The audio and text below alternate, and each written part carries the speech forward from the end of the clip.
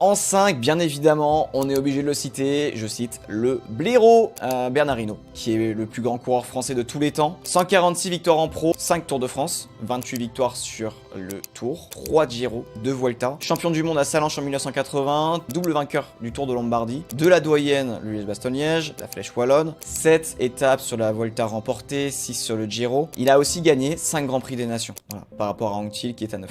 Oui, Hinault est un des meilleurs coureurs français. Néanmoins, il reste une personnalité quelque peu insupportable, aimant la politique des terres brûlées, du après moi le déluge. La critique est facile, mais si nous n'avons plus depuis 1985 plus de vainqueurs français depuis lui, c'est avant tout parce que la flamme n'a pas été transmise. La faute à qui? Je vous laisse cette allumette brûler en commentaire. Évitez de vous insulter pour autant, mais c'est vrai que pour le coup, j'ai beaucoup admiré Hinault, mais je n'apprécie pas ses critiques sur la nouvelle génération. Les éducateurs ont peu de moyens pour développer les coureurs. Depuis l'affaire Festina, un bon coureur français hors du MPCC, le mouvement pour un cyclisme crédible, est un coureur suspect. Comprenez que si Sexas ou Bizio ou un autre coureur vient prendre un grand tour, ce ne sera pas grâce aux critiques d'Hinault, mais avant tout grâce à leur talent et grâce aux différentes structures qui ont développé leur talent pour les amener à maturité sportive. Voilà, c'est la fin de cette vidéo. N'hésitez pas à faire votre top 5 dans les commentaires et surtout considérez que c'est un classement purement personnel à ce niveau. Et d'ailleurs, je ne les ai pas classés dans l'ordre. J'aime énormément les années 50